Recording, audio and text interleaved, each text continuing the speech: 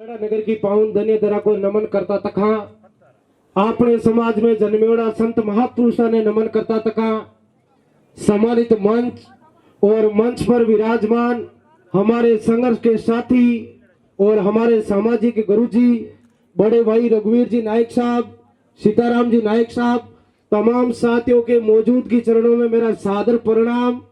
और इस पंडाल में विराजमान मातर शक्ति, युवा दिलों की धड़कन, मेरे माता श्री बुजुर्ग और दूर दूर से पधारे हुए तमाम मेरे क्रांतिकारी साथियों को मेरा क्रांतिकारी जय जोहार, इंकलाब जिंदाबाद। तो आज तो अपन घरों काम है और घरों प्रोग्राम है, ठीक है। इस महीने आज तो अपन कोई ज्यादा विशेष कौन बोला, बड़े बड़े प्रवक्ता है और जीतू जी ने, भंवरलाल जी पुनेसर साहब ने और हमारे आदरणीय रघुवीर जी भाई साहब, सीताराम जी अमेला साहब, जिन्होंने सुजानगढ़ से चुनाव लड़ा था और कांग्रेस और बीजेपी के दांत खड़े कर दिए थे, 50,000 वोट प्राप्त किए थे। ये भी अपने समाज के लिए एक बड़ी गर्व की बात है। इसलिए मैं तो इतो ही निवेदन करूं कि ज्यादा ज्यादा अपने टाबरा ने पढ़ो, अपन नहीं पढ़िया चलो कोई बात नहीं, लेकिन जिगर में एक एड़ो साकार सपनों रखो कि मैं कलेक्टर बाप बन सकूं, मैं थानेदार बाप बन सकूं। अब अपने लिए यह बड़ी बात है कि आप बाप की कृपा थानी औलाद ने शख्सियत करो, कलेक्टर बनो, बाप बनो, तो आपको कोई पुकारेगा, आप भी कह सकोगे कि मेरा बेटा कलेक्टर है, मेरा बेटा थानेदार है। और मैं मेरी बहन बेटियां नहीं वही निवेदन करूं, किसी झूठे प्यार के लपड़ में फंसने की बजाय अपने लक्ष्य से प्यार करिए कि मुझे थानेदार बनना है, मुझे कलेक्टर बनना है, मुझे एसडीएम बनना है। ऐसी चीजों से आप प्यार करिए। इसलिए एक चीज और बता देना चाहता हूं साहब आपको, जो ये जगह है ना, जो ये सामने जो अपने वाली जगह है, ये तो चलो अब हमने सफाई की, अच्छी मदद की, लेकिन यहाँ पर ही कुछ ही गांव के विरोधी लोग जबरदस्ती यहाँ पर मृत पशु डालते थे।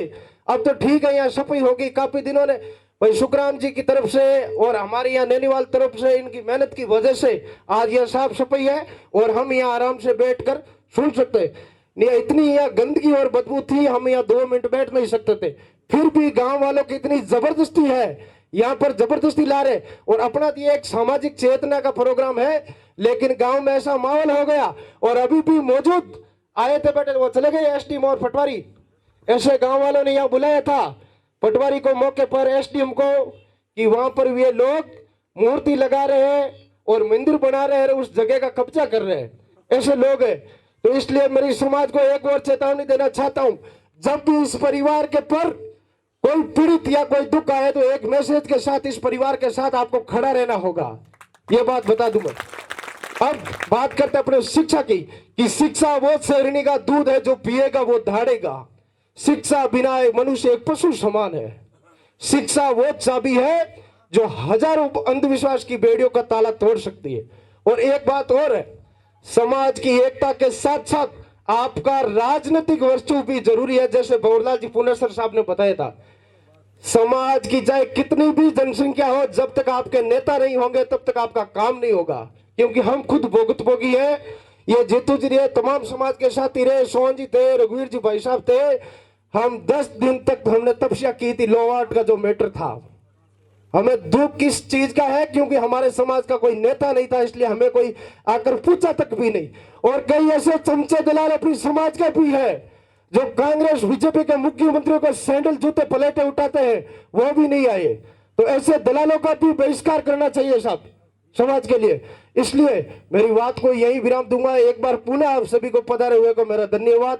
जय भीम, जय जोहार, इंकलाब जिंदाबाद।